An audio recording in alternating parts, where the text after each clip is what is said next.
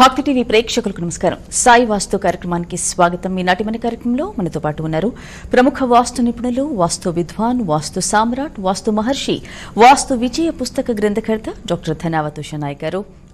గురుగారితో చాలా మంది మాట్లాడాలి అని అనుకుంటూ ఉంటారు. ముఖ్యంగా వాస్తు దోషాలు, వాస్తు సమస్యలు ఎంతో మందిని పీడిస్తూ ఉంటాయి. అయితే ముఖ్యంగా వాస్తు దోషాలు ఉన్నప్పుడు చాలా మందికి ఇంట్లో ఎన్నో ప్రాబ్లమ్స్, అలాగే ఎన్నో అనర్థాలు జరుగుతూ ఉంటాయి. అవి సూక్ష్మ లోపాలు కూడా కావచ్చు. ఆ సూక్ష్మ లోపాలు చాలా మందికి కూడా అర్థం కావు. కానీ ఎందుకు జరుగుతుందో కూడా అర్థం కాదు. కానీ గురుగారి మాటల్లో మనం ఎన్నోసార్లు వింటూనే ఉంటాం. చక్కగా వాస్తు ప్రకారంగా ఇల్లు కట్టుకున్నప్పటికీ ఎక్కడో చోట సూక్ష్మ లోపం ఉంటూ ఉంటుంది. ఆ లోపం వల్ల ఎన్నో సమస్యలు వస్తూ ఉంటాయి. అది గ్రహించుకోండి. అలాంటి ప్రాబ్లమ్స్ ఏవైనా ఉంటే చక్కగా స్క్రీన్ మీద నంబర్స్ నోట్ చేసుకోండి. గురుగారితో పర్సనల్ గా మాట్లాడవచ్చు. అలాగే లైవ్ అనంతరం కూడా గురుగారు ఫోన్ లో అందుబాటులో ఉంటారు. మీరు ఎక్కడికి రమ్మంటే అక్కడికి వస్తారు. చక్కటి ప్లాన్స్ కూడా అందిస్తారు. మరి ఇక గురుగారితో మాట్లాడాలి అనుకునేవారు చక్కగా నంబర్స్ నోట్ చేసుకోండి. గురుగారు ఎప్పుడు కూడా చక్కటి ప్లాన్స్ తో, అలాగే మంచి వాట్సాప్ లో మీకు అందించడానికి కూడా ప్లాన్స్ సిద్ధంగా ఎప్పుడు ఉంటారు. ఇక గురుగారితో మాట్లాడే ప్రయత్నం చేద్దాం. సాయిరామ్ అండి. సాయిరామ్ గురుగారు, ముందుగా మనం కార్యక్రమంలోకి వెళ్లే ముందు ఒక కాలర్ సిద్ధంగా ఉన్నారు, చూద్దాము. హలో హలో నమస్కారం అండి. నమస్తే మేడం. చెప్పండి మీ పేరు. ఓకే, ఎక్కడి నుంచి కాల్ చేస్తున్నారు? కర్ణాటక నుంచి చేస్తున్నారా? ఓకే, చెప్పండి. మేము భక్తి టీవీకి గురువు గారికి ధన్యవాదాలు మేడం. మేము ఆర్థికంగా చాలా ఇబ్బందులు ఉన్నాము. వాస్తు గురించి చాలా బాధపడున్నాము. సాయి వాస్తు టీవీలో చూసిన నుంచే మాకు కొంచెం ధైర్యం వచ్చి మేము ఫస్ట్ దిగ్బంధనం చేసే వాళ్ళని గురువు గారికి ఫోన్ చేసి మీ సమస్యలంతా పరిహారం చేస్తాను, ఫస్ట్ దిగ్బంధనం చేస్తే మీ కష్టాలన్నీ పోతాయి అని చెప్పిన మాకు అన్ని గడిపినాయి. మా భార్య కూడా ఇల్లు ఇడిచి వెళ్ళిపోయింది. మళ్ళీ వచ్చి ఆరాంగా ఇప్పుడు ఇద్దరు ఉన్నాము. హలో, మాట్లాడండి గురుగారితో. సాయిరామ్ రమేష్ గారు. సాయిరామ్, బాగున్నాం. అష్టదిగ్బంధన చేసి మీకు కొరియర్ ద్వారా చేసాము, ఐడియా ఉంది. చేసిన తర్వాత మీ సమస్యల పరిష్కారం ఎలా చెప్పండి. Okay okay Sairam. ఆర్థిక సమస్యలు ఏమి లేవా? చాలా బాగున్నారని అనిపిస్తోందా? హలో, ఉన్నారా అండి లైన్ లో? రమేష్ గారు ఏంటంటేనమ్మా, కర్ణాటక నుంచి కాల్ చేశారు. తన వైపు ఏదో అలిగి వెళ్ళిపోయి ఒక 7 years అట్లా. 3 పిల్లలమ్మ. ఆ 3 పిల్లల్ని ఎంతో కష్టపడి పాపం పెద్ద చేసి పెంచి చదువుకు ఒకరే చేసుకుంటూ మన కార్యక్రమం చూసిన తర్వాత మన కాల్ చేశారు. చేసినప్పుడు గురుగారు, మా వైఫ్ ఇలా అలిగి వెళ్ళిపోయారు, పిల్లలకి చాలా సంవత్సరాల నుండి వండి పెట్టి చదివిసి నేను నా వ్యాపారం కానీ వ్యవసాయం నేను చేసుకుంటున్నాను, కానీ ఇట్లా చెప్పుకొచ్చిన చాలా బాధ అనిపించిందండి. మీరు ఇబ్బంది పడకండి, నేను అష్టదిగ్బంధన చేసి నీకు పంపిస్తాను, వచ్చేస్తారన్నాను. నీకు ఖచ్చితంగా వచ్చేస్తారన్నానమ్మా. ఖచ్చితంగా వచ్చేసింది. చాలా బాగున్నారు చూడండి. ఎందుకంటే ఆ పిల్లలకి 5, 6, 7 years పెట్టాలంటే ఎంత ఇబ్బంది ఉంటుందండి. అందుకని సమస్య ఏదైనా కావచ్చు, నిజంగా మనస్ఫూర్తిగా నాతో మాట్లాడి తన బాధని చెప్పుకుంటే తప్పనిసరిగా ప్రతి సమస్యని పరిష్కారం చేసే మార్గం ఉంటుందన్నమాట. ఎందుకంటే వాస్తు ద్వారా కూడా కొన్ని సమస్యలు మనం పరిష్కారం చేసుకోవచ్చు.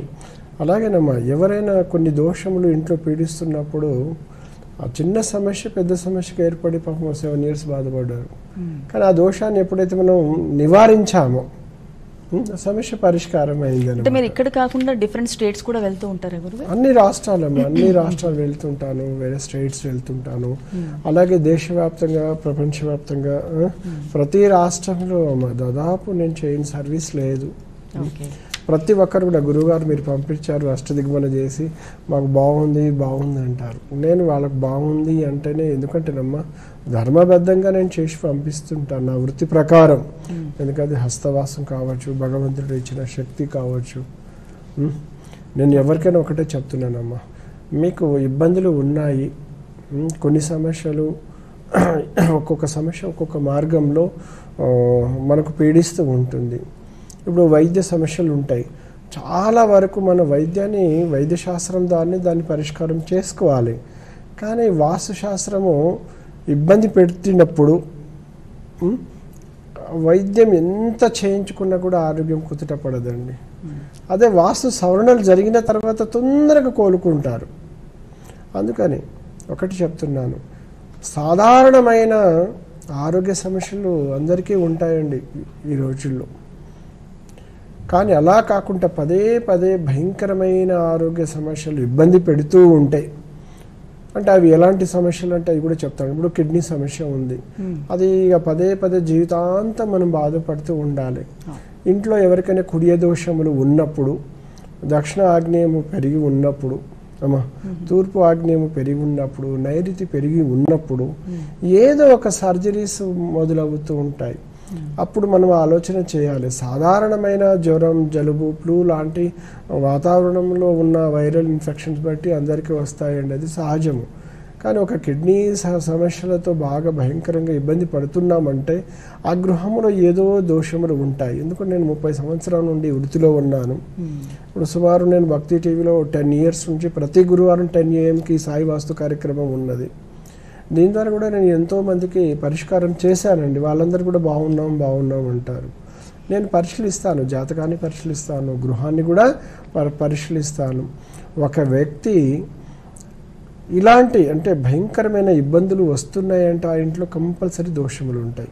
ఈ కుడియ దోషములతో పాటు కొన్ని కోణ దోషములు అంటే ఇప్పుడు చెప్తుంటాను, మనకు ఇల్లు కట్టుకున్నాం, దక్షిణం మధ్య భాగంలో నుంచి ఒక గోడ పోటు వస్తుంది, దాన్ని కుడియ దోషం అంటారు. దానివల్ల ఏదో ఒక సర్జరీ ఆ కుటుంబంలో ఎవరో ఒకరు ఆ సమస్య అంటే ఆ కుడియ దోషం నుంచి వాళ్ళు ఇబ్బంది పడాల్సిందే, ఎవరు తప్పించుకోలేరు.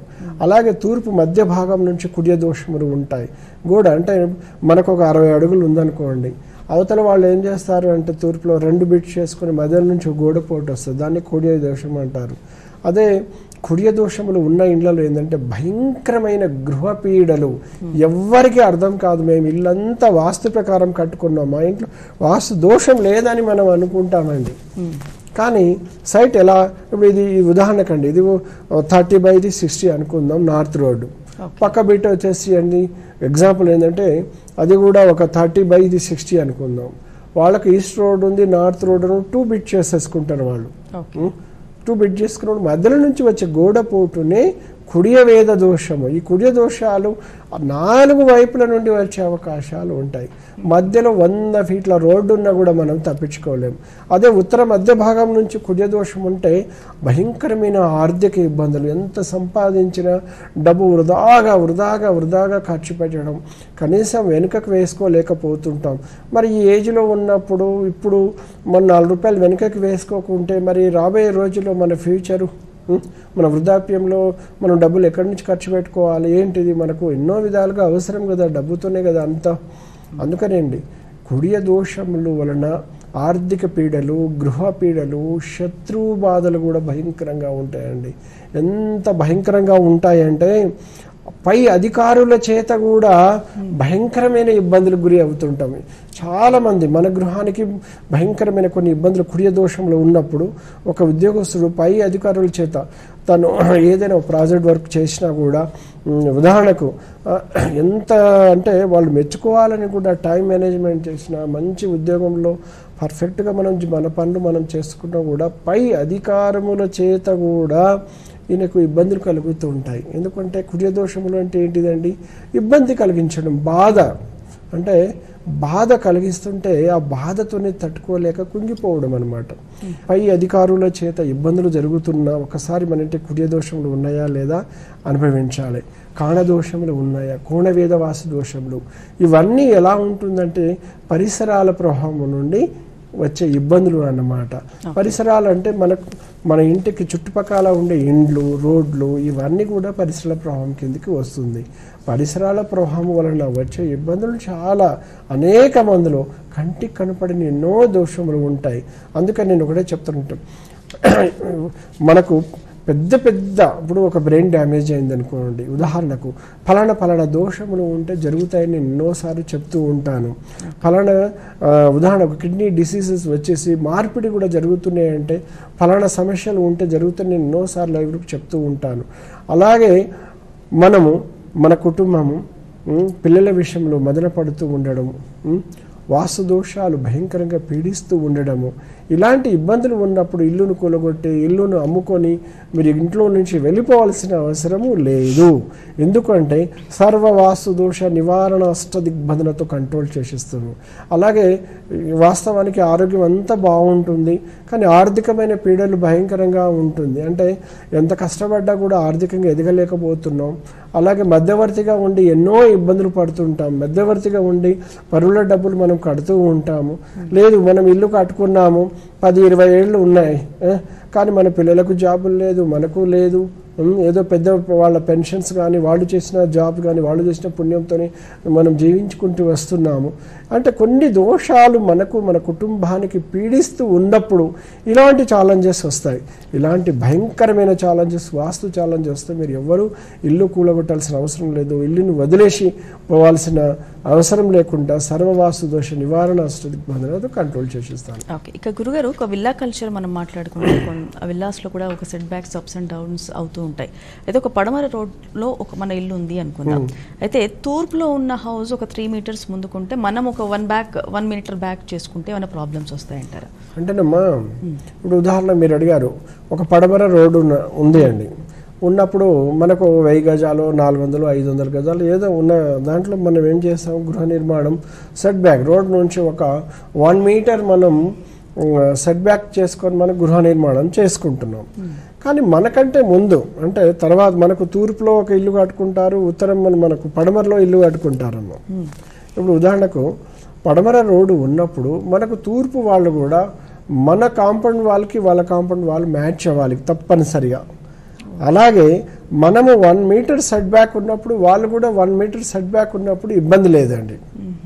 అయితే ఇక్కడ ఏమవుతుంది అంటే వాళ్ళు ఒక 2 మీటర్స్ కానీ 3 మీటర్స్ సెట్ బ్యాక్ అయి గృహ నిర్మాణం చేసుకున్నప్పుడు మనకు తూర్పు నుంచి మనకు పడమరకు చూసినప్పుడు మన ఇల్లు ఏంటంటే బయటికి వచ్చినట్టు కనబడుతుంటుంది. దీన్ని ఏంటంటే ఉత్తర వాయువ వీధిపోటుగా గ్రహించాలి. ఎప్పుడు అటు నుంచి వాళ్ళ కళ్ళు ఏంటంటే ఉత్తర వాయువులో ఈ ఎఫెక్ట్ అంటే బాగా పడి అనవసరమైన టెన్షన్లు, ఆర్థికపరమైన ఇబ్బందులు, పంచాయతీలు, గొడవలు, అంటే అదే అంటే కొంచెం నాయకుల విషయంలో అయితే పరిపాలనలో కూడా వాళ్ళకు వచ్చేసి కొంచెం అంటే నెగటివ్ వచ్చే అవకాశం ఉంటుందండి. పెద్దవాళ్ళకు కూడా ఇబ్బందులు వచ్చే అవకాశం, వాళ్ళ స్థాయిలో వాళ్ళకి ఇబ్బందులు వస్తూ ఉంటాయి. అందుకనే నేను ఒకటే చెప్తున్నానండి, కట్టుకునేటప్పుడు మీరు దయచేసి మనం పడమర ఫేస్లో ఇల్లు కట్టుకోవాలంటే మనకు తూర్పు పడమరలో పర్ఫెక్ట్ చూసుకోవాల్సిందే. మనమే ముందు కడితే వాళ్ళు ఊహించి 20 సంవత్సరాలు కట్టినా కూడా మనకు ముందస్తు జాగ్రత్తగా మనకు, ఎందుకంటే ఇల్లు కొంచెం తగ్గినా పర్వాలేదండి. ఏదో ఉదాహరణ 6000 ఎస్ఎఫ్టీ వచ్చే కాడ 4000 ఏంటంటే అడ్జస్ట్మెంట్ చేసుకోండి. వాస్తు దోషాలు మాత్రం ఇబ్బంది పడకూడదు.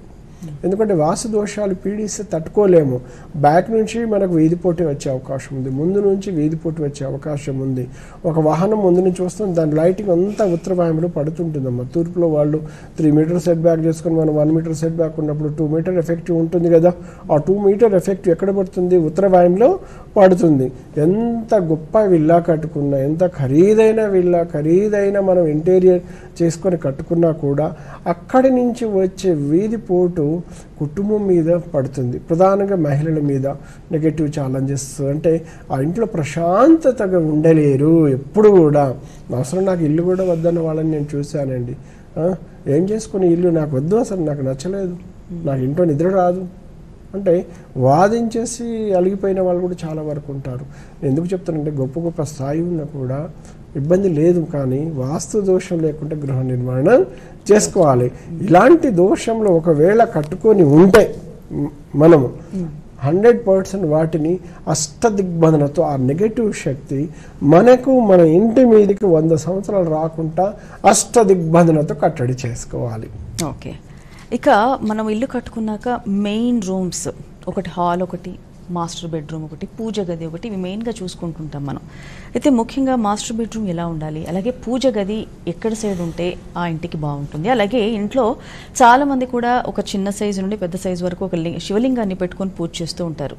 కొంతమంది పూజ రూమ్లో పెట్టుకొని అభిషేకం చేస్తారు, కొంతమంది హాల్లో వాళ్ళకి అనుగుణంగా చేస్తారు. అసలు శివలింగాన్ని మనం ఇంట్లో పెట్టుకొని అభిషేకం చేస్తే మంచిదంటారు? సాయిరామ్ సాయిరామ్.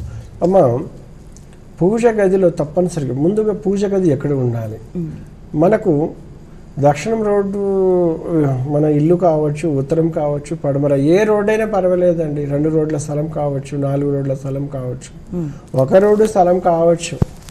వాస్తు ప్రకారం ఏ స్థలంలో అయినా వాస్తుకు అనుకూలంగా ఇల్లు కట్టుకున్నప్పుడు మంచి ఫలితాలు వస్తాయి. అయితే పూజ గది విషయం చూస్తే తూర్పు అంటే మధ్య భాగములు, తూర్పు ఇంద్రస్థానములు పూజ గది ఏర్పాటు చేసుకోవాలి మనం తప్పనిసరిగా. పూజ గదికి ఎదురుగా టాయిలెట్ రూమ్ రాకుండా చూడాలంటే డోరు తెరవంగానే టాయిలెట్ అనేది పూజ గదిలో పడద్దు. డోరు మనకు ఇది ప్రధానంగా చూసుకోవాల్సిన విషయం అండి. పూజ గదికి అటు కానీ ఇటు కానీ వాష్రూమ్స్, టాయిలెట్స్ లేకుండా చూడాలి. పూజ గదికి కింద ఫ్లోర్లో కానీ పై ఫ్లోర్లో కానీ వాష్రూమ్స్ లేకుండా చేసుకోవాలి, చూడాలండి. ఇది ప్రధాన విషయాలు. ఇవి ఉంటే మాత్రం 100% వాస్తు దోషం కిందికి వస్తుంది. ఇక మనం పూజ గదిలో పూజ విషయంలో మీరు శివలింగం గురించి అడిగారు. అయితే ఇక్కడ ఇంకొక విషయం అండి, అలాగే ఉత్తరంలో కుబేర స్థానంలో కూడా పూజ గదిని ఏర్పాటు చేసుకొని పూజించుకోవచ్చు. ఇక్కడ కూడా తూర్పుకు పూజ గది ఎదురుగా బాత్రూమ్స్ అంటే వాష్రూమ్స్ రాకుండా అటు ఇటు ఎక్కడ కూడా రాకుండా చూడాలి. మనకు ప్రధాన స్థానం ఏంటి? ఉత్తరము, కుబేర స్థానం, అలాగే మనకు తూర్పు ఇంద్ర. ఈ 2 స్థానాలు పూజ గదికి మంచివి. కానీ చాలా వరకు ఈశాన్యంలో కూడా పూజ గది కడుతుంటారు. అది నిషేధం అండి. ఈశాన్యం మూత పడుతుంది. ఎందుకంటే ఈశాన్యం మూత పడుతుంది. దయచేసి ఎట్టి పరిస్థితిలో కూడా తూర్పు ఈశాన్యంలో, ఉత్తర ఈశాన్యంలో, ఈశాన్యం కలిపి మాత్రం పూజ గది ఏర్పాటు చేసుకోకూడదు. ఈశాన్యం అని చెప్పేసి అక్కడ కట్టేసి ఎన్నో బాధలు పడే వాళ్ళని అవన్నీ నేను రిమూవ్ చేయించిన తర్వాత కొన్ని సత్ఫలితాలు పొందిన వాళ్ళు అనేకం ఉన్నారు. అయితే శివలింగం విషయంలో అండి, సూక్ష్మ లింగము కాడ నుంచి 1 ఫీటు లింగం వరకు ఇంట్లో శివలింగాన్ని ఇంట్లో పూజించుకోవచ్చు. కనీసం చెంబెడి నీళ్లతో అభిషేకించి ఒక విభూతి పెట్టి నమస్కారం పెట్టుకుంటే చాలు. మన ఇంట్లో ఒక మారేడు ఆకు అయినా బిల్వపత్రి, ఏకబిల్వం ఉంటే 1 పత్రి పెట్టేసినా పర్వాలేదండి. గృహం ఒక దేవత, గృహం ఒక దేవాలయము. అయితే చాలా వరకు గృహంలో ఏంటంటే మేము నాన్ వెజ్ తింటాము, కోడిగుడ్లు తింటాము, ఆడపిల్లలు ఉంటారు, శివలింగాన్ని పూజించుకోవచ్చా అని చాలామందికి సందేహం ఉంటుంది. దయచేసి అవన్నీ కూడా భగవంతుడు మనకిచ్చినవే. కాబట్టి గృహంలో శివలింగం ఉన్నంత వరకు పూజ గది ప్రత్యేకంగా ఏర్పాటు చేసుకున్నప్పుడు మనకు సూక్ష్మలింగం అంటే 1/2 ఇంచు కాడ నుంచి 1 ఫీట్ వరకు ఇంట్లో ఉంటే ఎలాంటి దోషము లేదు. అయితే ఇక్కడ ప్రతినిత్యము ధూపారాధనతో పాటు నైవేద్యం పెట్టాలి, అంతే కదా, మంగళ హారతులు ఇవ్వాలి కదా అనుకుంటాం. తిన్నాడు అంటే మీరు జనరల్గా భక్త కన్నప్ప చూశారు కదమ్మా, ఆయన ఏ చదువులు చదివారు? శివుడితో భక్త కన్నప్పని ఆయన బిరుదు తెచ్చుకున్నాడు. వాస్తవమా కాదమ్మా? అందుకని దయచేసి ఆయన ఎలాంటి ఆహారం పెట్టారు శివుడికి అందరికీ మనందరికీ తెలుసు ఆయన స్టోరీ. కాబట్టి దయచేసి మీరు ఎవరు కూడా ఇంట్లో పూజ గది ప్రత్యేకంగా ఏర్పాటు చేసినప్పుడు ఇలాంటి అపోహ ఉండకండి. మీకు మీ వంశాచారంగా మీ ఆహార నియమాలు మీరు తినండి, ఎటువంటి దోషములు లేదు. మార్నింగ్ లేవంగానే చక్కగా స్నానం చేసుకొని శివుడికి చెంబెడి నీళ్లతో అభిషేకం చేసుకుంటే ఎన్నో దోషములు నివారింపబడతాయి, హరించబడతాయి. అలాగే మనం ఎక్కడైనా 1 వారం రోజులు ఊరికో తీర్థయాత్రలకో బయటికి వెళ్ళినప్పుడు మనము ఏదైనా ఒక మట్టి పాత్ర కానీ, కంచు పాత్ర కానీ, లేదంటే స్టీల్ పాత్ర అయినా పర్వాలేదండి, దాంట్లో నీళ్లు పెట్టేసి ఆ శివలింగాన్ని ఆ నీళ్ళలో పెట్టేసి వెళ్ళిపోయి మళ్ళీ రాగానే శుభ్రం చేసుకొని మళ్ళీ చక్కగా పూజ చేసుకోవచ్చు. శివలింగానికి రుద్రాక్షమాల ఒక్కటి ఎల్లప్పుడూ వేసేస్తే మీరు ఏ పుష్పాల కోసమో పత్రి కోసమో ప్రతిరోజు నిత్యం ఇబ్బంది పడాల్సిన అవసరం లేదు. ఎందుకంటే శివుడు యోగం ప్రాప్తం అంటే ఒక ఇల్లు కట్టుకునే యోగం ఉండాలన్నా శివుడు ఆజ్ఞ ఉండాలి, ప్రాప్తం ఉండాలన్నా ఆయనదే ఉండాలంటే. కొంతమంది ఇల్లు కట్టిన తర్వాత రెంట్కి ఇచ్చి వెళ్ళిపోతారు, వాస్తవమైన. కొంతమంది ఇల్లు కట్టిన తర్వాత అమ్మేసుకొని పోతారు, అంటే కట్టుకున్న తర్వాత నివసించే ప్రాప్తం ఉండదు. కొంతమందికి ఇల్లు కట్టుకునే అవకాశం లేదు, ఎవరో కట్టుకుంటే అందులో ప్రాప్తం ఉంటారు. కానీ శివుడు ఒకటే అన్నాడు, ప్రతి గృహంలో నేను ఉంటాను అన్నాడు. ప్రతి గృహంలో నేనుంటాను. ఎందుకంటే పార్వతీదేవికి శివుడికి ఇంతవరకు భూ ప్రపంచంలో ఎక్కడ ఇల్లు లేదండి, ప్రతి గృహమే ఆయనకి ఇల్లు. అందుకని ఈశాన్య స్థానం ఆయనకు ఉన్నది. కాబట్టి మనం ప్రత్యేకంగా ఏర్పాటు చేసుకునే శివలింగము సూక్ష్మలింగం నుండి 1 ఫీట్ వరకు ఇంట్లో పూజించుకోవచ్చు. ఎలాంటి దోషములు లేదు, ఆడపిల్లలు ఉన్న దోషములు లేదండి. ఎందుకంటే ప్రత్యేకంగా రూమ్ ఏర్పాటు చేసాము, వంటకాడ వంట ఉంటుంది, పూజ దగ్గర పూజ గది ఉంటుంది, లివింగ్ దగ్గర లివింగ్ ఉంటుంది, అంతే కదండి. అలాగే ఇప్పుడు మీరు మాస్టర్ బెడ్రూమ్స్ గురించి అడిగారు. మాస్టర్ బెడ్రూమ్ ఎప్పుడు కూడా కొలతల విషయంలో మనకు 10x10, 12x12, 12x14, 14x14, 18x18 best measurement అండి వాస్తవానికి. అయితే ఇక్కడ 10 అనేది వాస్తవానికి 0 రాకుండా ఉంటే మంచిది, 11 అనేది రాకుండా ఉంటే మంచిది. ఏది ఎప్పుడు కూడా 12x12 మంచి కొలత అండి.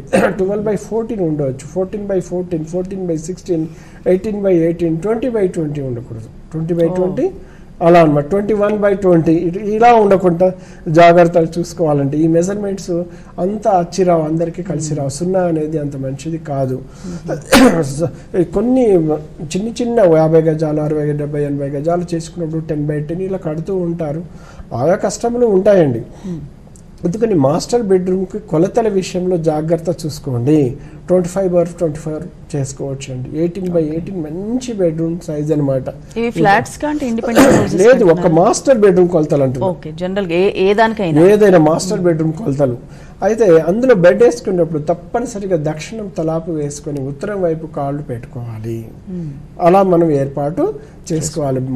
ఒక పడక గది మనం ఒక కాట్ వేసుకున్నప్పుడు అండి, పడమర దక్షిణంలో మాస్టర్ బెడ్రూమ్లో తక్కువ స్థలము, తూర్పు ఉత్తరములో ఎక్కువ ఖాళీ స్థలం ఉండి మన కాటుకి చుట్టూ ప్రదక్షిణ చేసే విధంగా ఖాళీ స్థలం ఉండాలండి. ఒక గోడకు ఆనేయడం కూడా అంత సరి అనేది కాదు. ఏదైనా కొంతమంది ఆగ్నేయంలోపై నిద్రిస్తుంటారు, అది మంచిది కాదు. అలాగే పూర్తి నైరుతిలో నిద్రపోవాలని పూర్తి నైరుతి కార్నర్లపై నిద్రిస్తుంటారు, అది కూడా మంచిది కాదు. మనం మనకున్న రూమ్ కొలతలను బట్టి మ్యాక్సిమం ఇప్పుడు తక్కువ రూమ్ సైజు ఉన్నప్పుడు ఒక పడమర దక్షిణంలో అడుగున్నర ఖాళీ స్థలం, తూర్పు ఉత్తరాల్లో 2 అడుగులైన ఖాళీ స్థలం, ఆ విధంగా ఏర్పాటు చేసుకుంటే మంచి నిద్ర వస్తుంది.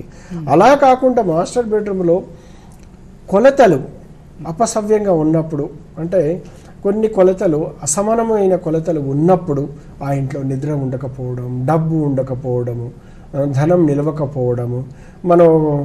మనకు మన తాత ముత్తాతల నుంచి 10 ఎకరాల పాస్బుక్ తీసుకొచ్చి మన వాటకు వస్తే అందులో పెట్టుకోగానే చిన్నగా బుక్ తీసుకుపోయి రిజిస్ట్రేషన్ చేసి అమ్ముకోవడం జరుగుతూ ఉంటుందండి. చూడండి, ఇలాంటి ఎందుకు జరుగుతుంది ఏంటిదంటే దీని వెనకాల చాలా చరిత్ర ఉందండి. కొలతల విషయంలో చాలా జాగ్రత్త పడాలి. అలాగే 4 మూలలండి. ఎప్పుడైనా మాస్టర్ బెడ్రూమ్కి ఈ విధంగా ఇంటూ మార్కుల కొలత, అంటే ఆగ్నేయం నుంచి వాయువుకు కొలత, ఈశాన్యం నుంచి నైరుతి కొలత తీసుకున్నప్పుడు సమానంగా ఉండాలి. ఇలా ఉన్నప్పుడు మనకు ఇబ్బందులు రావు. అలా కాకుండా కొలతలు సరైన లేనప్పుడు సత్ఫలితాలు లేకుండా అక్కడి నుండి ఆర్థిక ఇబ్బందులు, ఆ ఇంట్లో డబ్బు నిలకపోవడం, ఆరోగ్య సమస్యలు రావడం, మానసిక ప్రశాంతత లేకపోవడం, ఇలాంటి ఇబ్బందులకు గురి అవుతుంటారు. ఇలాంటి కొలతలు సరిగా లేనప్పుడు 8 దిక్కులలో అష్టదిగ్బంధనతో కంట్రోల్ చేసేస్తాను, ఇబ్బంది పడకండి. సాయిరామ్. ఓకే గురుగారు, మరి వాటి సాయి వాస్తు కార్యక్రమంలో చాలా చక్కగా విల్లా కల్చర్లో కొన్ని మనం సెట్ బ్యాక్స్ ఎలా సెట్ చేసుకోవచ్చు, అలాగే నైరుతి వీధి పోట్లు, అలాగే మాస్టర్ బెడ్రూమ్, అలాగే పూజ గది, అలాగే ఇంట్లో శివలింగానికి అభిషేకం చేసుకోవచ్చు ఇత్యాది అంశాలు చాలా చక్కగా గురుగారి మాటలో విన్నాం. ఇంకా ఎలాంటి కొత్త ప్లాన్స్ కావాలన్నా నంబర్స్ నోట్ చేసుకోండి. లైవ్ అనంతరం కూడా గురుగారు మీకు అందుబాటులో ఉంటారు. ఇంకా అన్ని వేళలా కూడా చక్కగా మంచి ప్లాన్స్ కావాలంటే కూడా, అలాగే ఎన్నో ప్లేసెస్ కూడా విజిట్ చేస్తూ ఉంటారు కాబట్టి చక్కగా మీరు గురుగారితో పర్సనల్గా మాట్లాడవచ్చు. ధన్యవాదాలు గురుగారు. సాయిరామ్. వీక్షించారుగా, ఇది ఈనాటి సాయి వాస్తు కార్యక్రమం. మరో కార్యక్రమంలో మళ్ళీ కలుసుకుందాం. నమస్కారం. సాయి వాస్తు విజయం గ్రంథ రచయిత వాస్తురత్న doctor Dhanavath Usha Nayak, house number 3-185/43 Ravinder Nagar, Miryalaguda, Nalgonda జిల్లా 508207. Mobile number 9989227911 9346493534. Email ID vastuvijayan@gmail.com.